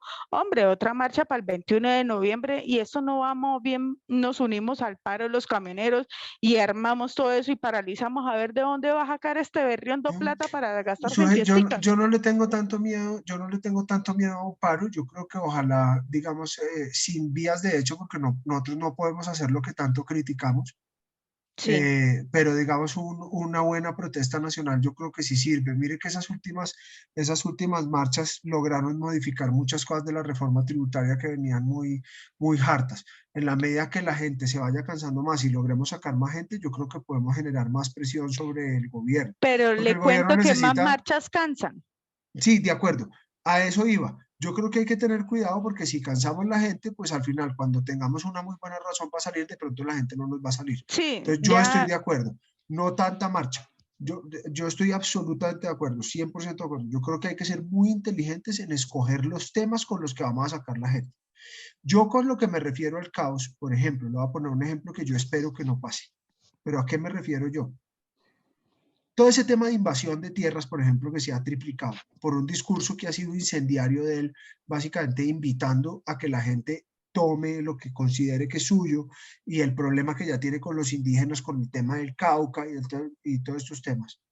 Dios no quiera, pero lo que va a pasar en algún momento es que alguno de estos ganaderos se va a mamar y va a salir armado y va a matar un poco de gente. Y entre eso van a caer para allá niños y eso va a ser una cosa terrible y eso va a ser una noticia nacional, que una masacre en una vaina de este y tal. Y eso le va a dar a él pie para que diga que se rearmaron los paramilitares, que hay que declarar un estado de emergencia nacional o de conmoción interior y que empiece a gobernar por decreto. Y digamos, otra de las cosas de las que no hablé hoy, pero que es una de las cosas que él ha logrado y que va en el mismo tema de la teoría del caos, es el debilitamiento de las fuerzas militares y de policía, sobre todo la Total. policía. Es que la descabezada en la policía fue brutal. Y ojo con el general Sanabria, porque el general Sanabria ya hay voces incluso nuestras diciendo que tiene que salir, que porque ha sido muy regalado al gobierno. Y ojo porque la única talanquera que hay ahí es el general Sanabria, porque el general Sanabria está solo, está absolutamente solo. Y lo que él quiere desde el día uno es poner a la subdirectora que es mujer. No lo hizo porque la señora acababa de ascender a brigadier general. Pero ¿qué es lo que pasa? No porque yo esté hablando mal de ella ni porque crea que está mal, sino porque acaba con todos los que tienen experiencia en la policía. Porque al final entonces termina una brigadier general recién ascendida de directora de la policía. Es decir, usted acabó con una cantidad de información y de preparación y de formación que tenía en los generales que estaban en las divisiones, que estaban, digamos, en unos cargos en antinarcóticos, en carabineros, que son todos los temas de lucha contra las drogas, de lucha contra la Y criminalidad, aparte de de eso, que microtráfico, nos dañó la y pone contrainteligencia. eso, y pone unos coroneles muy buenos, pero no es lo mismo un coronel Pero de que oficina. acaba de llegar a la SIJIN a un general que ya tenía todo el camino y que ya era un mayor general y que tenía todo el conocimiento. Finalmente, digamos, el debilitamiento institucional de la policía es terrible, absolutamente terrible, no porque no quede gente buena, queda gente muy buena, pero es que mochó todos los que tenían autoridad, conocimiento y experiencia. Y entonces está poniendo unos que están en la línea de mando muy buenos, pero que no tienen, perdón, los cojones que tenían los otros que ya estaban allá. Lo mismo con el ejército, lo mismo con la armada y lo mismo con la fuerza aérea. Coronel Homero. Buenas noches, Nidia, doctor Santiago. Buenas noches Buenas para noches. todos. El ¿Cómo Señor de los Doctor. Ejércitos los bendiga. Pues muy interesante lo que ha planteado el doctor y tiene absolutamente toda la razón en lo que él ha estado diciendo. Pero fíjense que las elecciones por un lado, las elecciones municipales y departamentales son básicas porque eso es para fundamentar las bases del partido. Y si no logramos posicionar a la gente que quiere la democracia y que no esté de acuerdo con el comunismo, vamos a estar en la olla. Ahora, el voto se defiende, el voto se consigue, el voto se cuida, se va a la urna, pero hay que cuidarlo en las mesas. Pero tenemos la experiencia de estas elecciones en donde la mayoría de la gente que había en las mesas, como testigos y como la gente que estaba en mesas, casi todos eran del otro lado. Tenían más gente sin ser gobierno, tenían más gente, porque lógicamente es Foro de Sao Paulo, Grupo de Puebla, la práctica que ya sabemos, pero tenían el control prácticamente de la mayoría de las mesas del país y así es muy complicado. Ahora, ¿qué sucede? Que en Nicaragua acaban de tener unas elecciones, 153 posiciones de gobierno, todas ganadas por el gobierno porque a los que iban a aspirar los persiguieron, los inhabilitaron, así como con las presidenciales que los metieron a la cárcel y para allá vamos.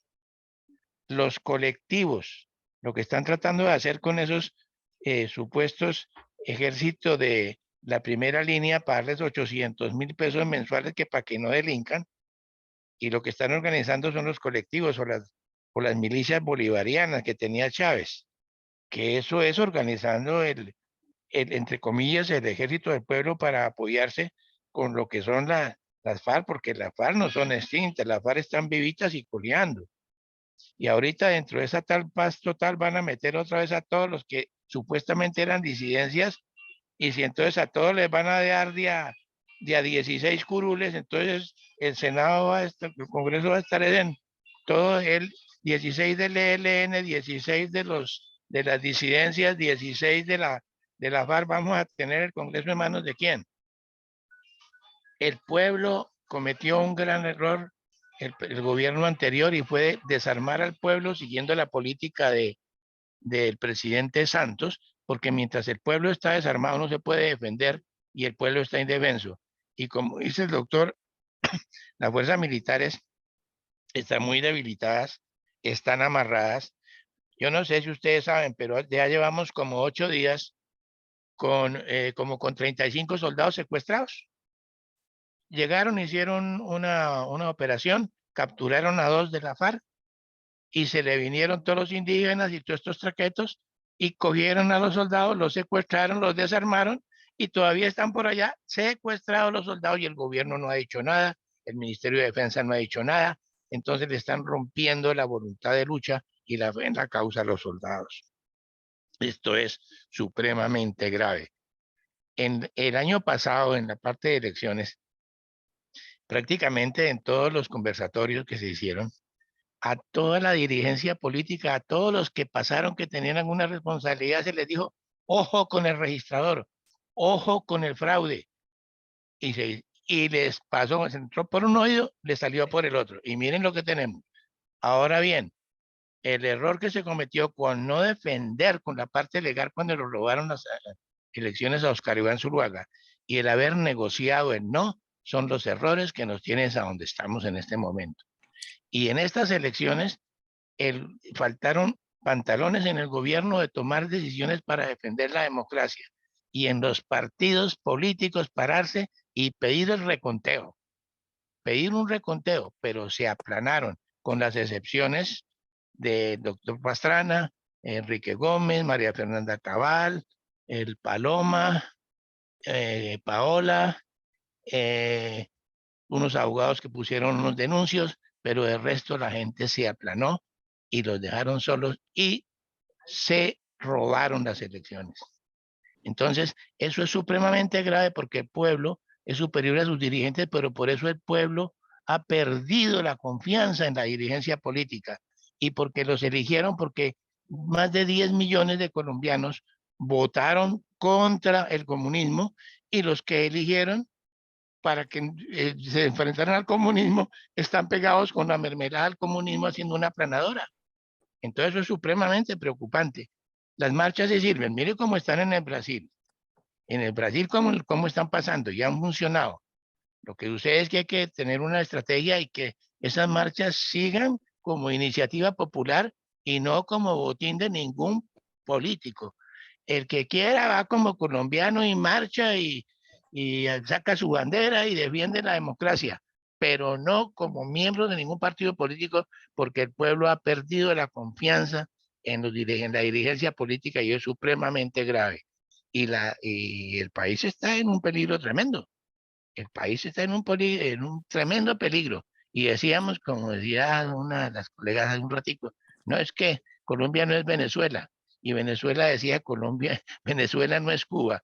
Y ahorita quieren hacer una medicina supuestamente preventiva, la droga la rebaja y llenar a Colombia de médicos cubanos, que eso empezó desde el gobierno de López Miquelsen a traer entrenadores y todo cubanos y a convenios que se iban reanudando y el año pasado, antepasado, lo convirtieron en ley de la República y tenemos toda esa infiltración del GEOS cubano, la inteligencia cubana, y eso es supremamente delicado También lo hicieron en para la Venezuela, salud de que la son los que nación. organizan, son ellos los que organizan los colectivos en Venezuela. Sí, señor. Sí, claro, así es. Correcto, doctor. Entonces, realmente hay que ponerle cuidado. La dirigencia política tiene que realmente ser responsable de eso y tener cuidado porque, como usted dice, si no se hace algo para las elecciones, ahorita las próximas departamentales y municipales, y mientras jueguen las maquinitas, bien problemático. Es supremamente difícil. De acuerdo, mi coronel toca un tema ahí básico y es el tema de confianza. Yo creo que hay que hacer un esfuerzo grande de depuración y de comunicación, porque yo creo que hay mucha desconfianza justificada por malas acciones, que se lo decía ahora a Sujei, pero también hay mucha desconfianza producida por el adversario, sobre todo en redes sociales con desinformación, que no supimos combatir con buena información. Yo creo que ahí, digamos, que parte de la estrategia que ellos tienen ha sido, digamos, acabar moralmente al adversario, tanto que han logrado minar buena parte de la confianza que había, por ejemplo, en el Centro Democrático, que llegó a ser un partido, pues, digamos, con un apoyo popular importante. Y yo creo, mi coronel, que usted tiene ahí razón y ahí hay que hacer un trabajo importante. Yo se lo dije a los comandantes de fuerza la vez pasada, los anteriores, y les dije, ojo, porque yo sé que ustedes no pueden participar en política, pero ustedes tienen que tener claro que el teatro de guerra se cambió y que a lo que están jugando es a desprestigiarlos en redes sociales. Y si ustedes no se defienden estratégicamente en redes sociales, los van a joder.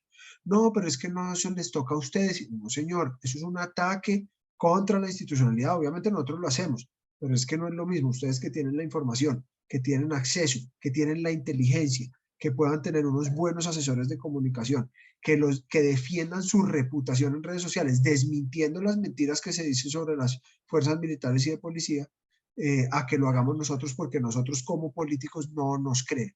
No me hicieron caso y creo que las fuerzas militares y de policía hoy están en el punto más bajo de confianza y cariño ciudadano en la historia del país. Eso no es fortuito, eso es programado por la izquierda radical, que sabe que la forma de perpetuarse en el poder es buscar la deslegitimidad y la desinstitucionalización, valga la redundancia, de las instituciones, sobre todo las más queridas por los colombianos, que son las fuerzas militares y de policía. Entonces, fíjense que los tipos hablaron de la policía mal, lo que se les dio la gana, dijeron que eran asesinos, que eran bandidos, que era de todo, este señor Bolívar, el mismo Petro, y toda la vaina.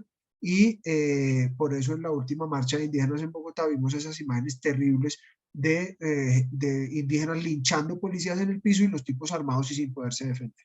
O sea, válgame Dios, si eso no pasa en ninguna parte del mundo. Y eso es absolutamente vergonzoso, porque los pusieron en una situación vergonzante donde el policía ni siquiera se puede defender armado, ni siquiera puede defender su vida. O sea, ni siquiera tiene el derecho a la legítima defensa. Es una cosa que es absurda por el discurso que esta gente montó. Y Petro después se va para la clínica, les da palmaditas en la espalda y a los 5 minutos está con los indígenas en el Palacio de Nariño. Hágame el favor, ¿quién consigue una cita tan rápida con un presidente de la República? Con esto y con ningún otro. Bueno, entonces ya el mensaje está clarísimo. Armen el tierrero, linchen policías, que la vida del policía no importa, porque nosotros acabamos con esa imagen y después entonces tienen cita inmediata con el presidente de la República en el Palacio de Nariño. O sea, el antecedente es absolutamente dantesco y terrible. Y ahí hay, mi coronel, que hacer una estrategia y usted lo entiende bien, el teatro de guerra cambió. Y hoy el teatro de guerra es acabar moralmente al adversario a través de redes sociales para deslegitimarlo, desinstitucionalizarlo y poderlo desbaratar, acabar, manipular y transformar a la medida que ellos quieran. O sea, básicamente perpetuarse en el poder con una policía, que ese es otro tema del que no hablé, pero el tema de pasar el ministerio, la policía a un ministerio de seguridad ciudadana es acabar con el aparato, y lo decía Sujei ahora, con el aparato de inteligencia y contrainteligencia del Estado colombiano, porque la policía tiene el mejor objeto de inteligencia, que es el de calle a calle, vereda a vereda, corregimiento a corregimiento, que además es el capital humano, que es el que surte la información técnica o los medios técnicos de inteligencia de las otras fuerzas. Y el éxito de la seguridad democrática fue que todas las fuerzas empezaron, por orden del presidente Uribe, porque no lo hacían antes, a compartir los pedazos de inteligencia e información que tenían cada uno para dar los golpes más certeros. Sacar a la policía es sacar el elemento que está en todas las calles del país, en todas las ciudades, municipios, corregimientos y veredas, y es quitarle el brazo derecho a la inteligencia del país en Colombia, y es acabar con todo el aparato de inteligencia que hay en Colombia. Eso está clarísimo, y para poderlo hacer, pues tenían que acabar moralmente a la policía, al ejército y a las fuerzas militares en general, como lo hicieron, para poder hacer lo que hicieron ahora, bajarse a más de 40 generales, para dejar eso prácticamente desbaratado para manejarlo como se les diera la gana. Eso está escrito, eso no me lo inventé yo, esa es la misma película que han aplicado en todos lados. Hay que hacer un esfuerzo gigante, mi coronel, sin ninguna duda, en recuperar la confianza de nuestra militancia primero, como Sujei, que es una militante, digamos, o una ex militante precisamente porque se ha sentido agraviada en cualquier forma, pero también de los colombianos que por alguna razón no confían en los políticos y en el partido en particular. Y por eso el primer paso fue acabar con el DAS, y luego ahora sigue la policía y luego las fuerzas militares. Y si usted ve, todos los importantes de inteligencia se los dieron al M-19. Entonces el DNI, la UNP, que supuestamente es para cuidar, pero eso es una berraquera para cuidar a la oposición, para vigilar a la oposición, porque un señor de la UNP tiene que contar todo lo que uno hace, y obviamente lo de la SIJIN y la DIJÍN en la policía, que dejaron oficiales de menor rango, no porque sean malos, sino porque no tenían el peso específico que tenían los otros, porque acabaron con todo lo que era experiencia y conocimiento. Así es. Doctor Santiago, bueno, mi pregunta ahora con las elecciones mitad del año entrante, me parece muy importante que se conozcan realmente los candidatos que se van a apoyar. Yo soy del Quindío, yo soy de Armenia, vivo en Bogotá hace mucho tiempo, pero llevamos más de 20 años con gobernadores y alcaldes que han parado en la cárcel o que están investigados. Ya la gente no cree. Y el Partido Centro Democrático, según lo que yo entiendo, está prácticamente perdido allá, porque los que han manejado el partido en Armenia, pues ha sido como... No ha sido, no sé realmente cuál sea la razón, pero entiendo que no, como que cumple con muchas condiciones de unos buenos dirigentes. Entonces, allá está mal el partido, como con sus dirigentes, y también la gobernabilidad ha sido totalmente corrupción. Y no Entonces, y eso pasa en muchos departamentos. En todos. Pero es que si no se escogen bien a la gente, porque ustedes, por ejemplo, los directivos de un partido conocen a medias a la gente de las regiones y no se empapan realmente de quiénes son y de dónde vienen y para dónde van, porque les meten sus goles allá con gente muy mal, gente con muchas condiciones que no dan la talla y que además hay una corrupción detrás de ellos. Y lo otro que le iba a preguntar sobre, respecto a eso mismo es cómo ustedes que han percibido entre la gente que votaron por el Partido Conservador, el Liberal y el Partido de la U, qué tan decepcionados o no están de su partido, especialmente el Conservador. Sí, doña Luz Helena, gracias. Mire, yo estoy totalmente de acuerdo con usted. Aquí esto es como con la natilla, hay que encontrarle el punto. Entonces, para escoger candidatos, uno no se puede, digamos, adelantar porque entonces se le quema antes de tiempo. No se puede demorar mucho porque entonces se queda por fuera también porque le quedó crudo. Entonces, esto es como con la natilla. La escogencia de candidato tiene que estar en el punto. Entonces, yo estoy de acuerdo con usted. Yo creo que uno de los problemas que hemos tenido en el partido es que nos hemos demorado mucho. Le voy a poner el ejemplo de Andrés Guerra en Antioquia para las elecciones pasadas. En la primera candidatura, no en la pasada, en la primera candidatura.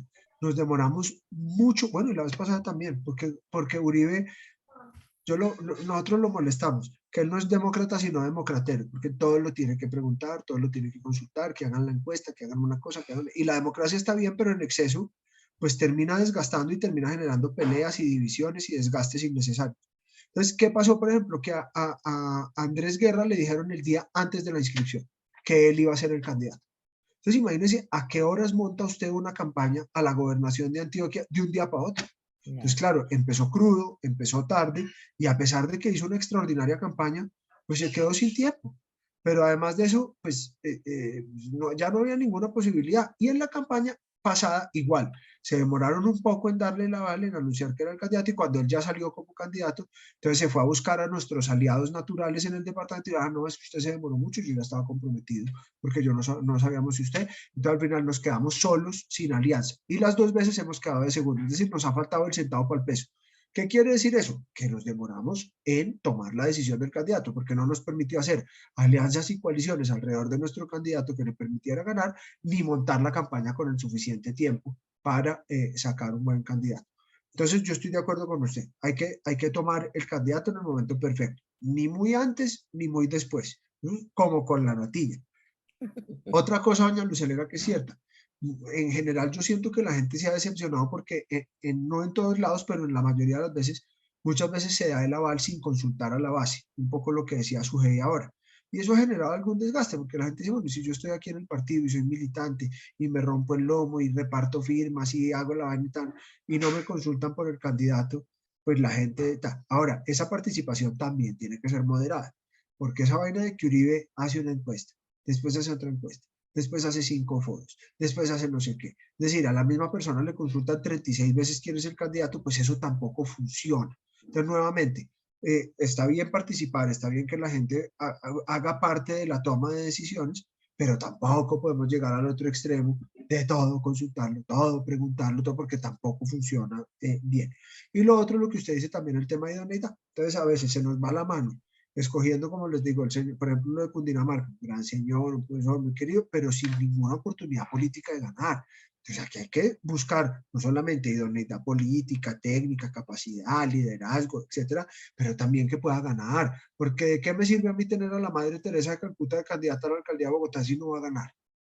Una señora, pues ¿quién habla mal de la Madre Teresa de Calcuta? Pues no tiene un voto. Entonces, ¿qué hacemos? No, aquí hay que mezclar. ¿Y hay que mezclar qué? Pues capacidad técnica, idoneidad, pero también capacidad política. Entonces, en algunos lados nos hemos ido con unos candidatos que uno dice, ¿a qué hora nos metimos con este personaje? Pero también entonces nos hemos ido al otro extremo de coger unos ángeles y arcángeles, porque no saben hacer política, que no les gusta hacer política y que no se consiguen un voto. Del Partido Conservador, perdón, le estaba contando, están muy desilusionados. Hablamos con una fundación alemana que los apoyaba y la verdad es que buena parte de la militancia está muy desilusionada con la decisión del Partido Conservador.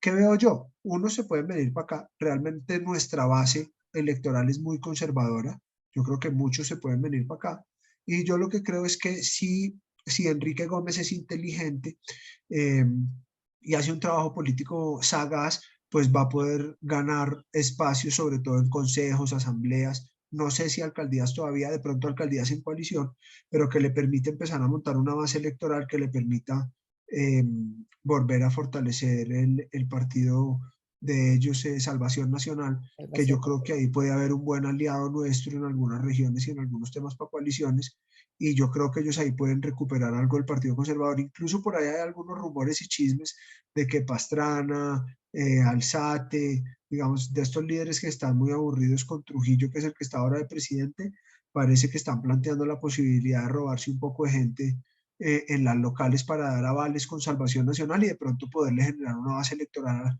a ese partido que hoy no la tiene y que podría ser interesante. Y nosotros inteligentemente pues también podemos atraer un poco de esa gente que es buena y que está muy decepcionada y muy aburrida con el Partido Conservador.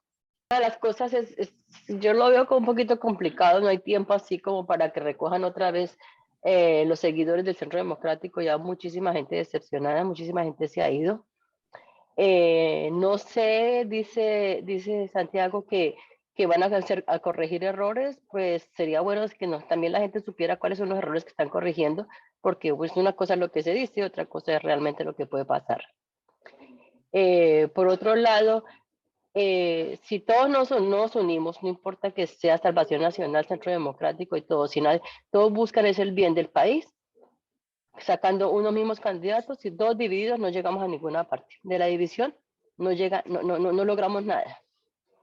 Y por otro lado, si usted dice que ya conocía, sabe cuáles son los errores o cómo se hubiera podido evitar el fraude, porque se conocía dónde estaban los problemas, por qué no se solucionaron al momento y no hablarlo ahora después de que ya no hay nada que hacer. Sí, Diana, gracias. Vea, lo primero que les quiero aclarar es que yo no soy directivo del partido. No hago parte ni de la dirección nacional, hago parte de la dirección departamental de Antioquia, pero no hago parte de la dirección nacional. ¿Por qué les hago esta claridad? Porque básicamente les estoy hablando como militante, es decir, yo no tomo decisiones para corregir esos errores. Yo les estoy contando lo que he oído, ¿no? Y algunas opiniones mías como militante, es decir, como los de ustedes que sean militantes del partido o lo fueron, pues lo mío son opiniones como excongresista, pero yo no hago parte hoy de la directiva del partido, lo hago en Antioquia, pero pues regionalmente, no nacionalmente. Lo de la gente decepcionada lo he visto en todo el país porque además recorro el país constantemente y hay múltiples causas. Entonces, ahora decían, por ejemplo, no, es que allá le dieron el aval a un señor que no era del partido y entonces le regalaron ese aval y el tipo hizo campaña a nombre nuestro y después se nos volteó, entonces nosotros quedamos decepcionados. Otros dicen, no, es que no nos consultaron y tal. Otros dicen, es decir, errores como personas se han cometido. ¿Qué medidas, Diana, creo yo, o qué ha anunciado el presidente Uribe que vamos a hacer para corregir? Uno, vamos a ser más prácticos en la elección de candidatos, es decir, la finalidad tiene que ser ganar, ¿no? Eso implica participación de la militancia, pero también pragmatismo político.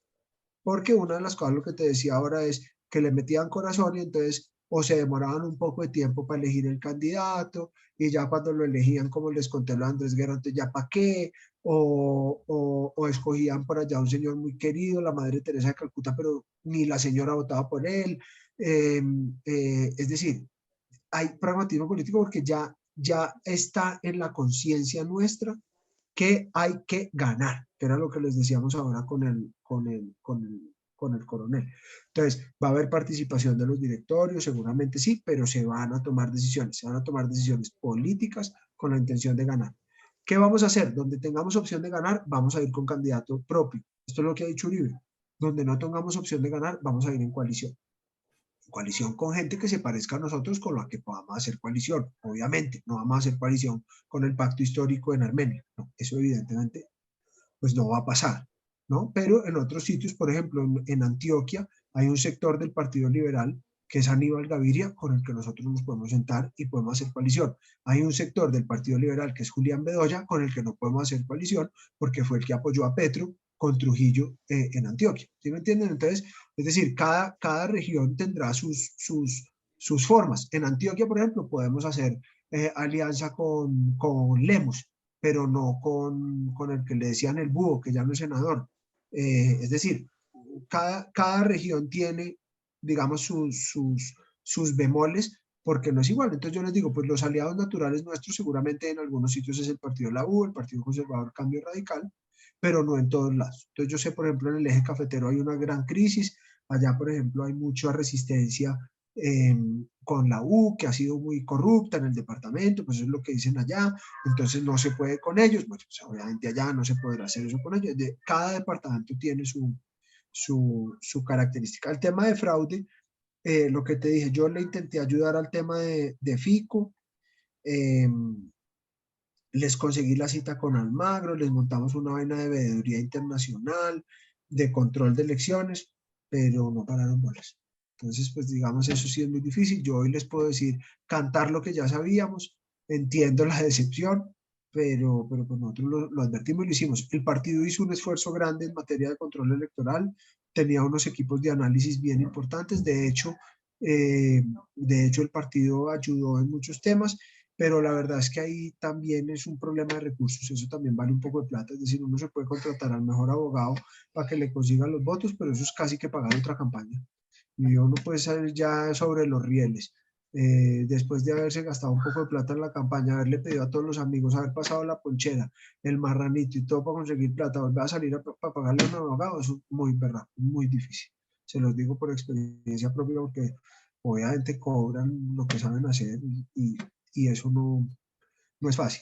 Y lo otro es que la logística no es fácil, lo que les decía. Entonces uno puede tener testigos en las mesas, pero si no es gente comprometida es muy difícil. Ahora, yo ahora no tengo en la cabeza, pero en todo el país creo que son, bueno, yo no me acuerdo, pues son un poco de miles de mesas. Entonces conseguir gente que esté desde las 8 de la mañana y se quede hasta las 6 o 7 de la noche no es fácil.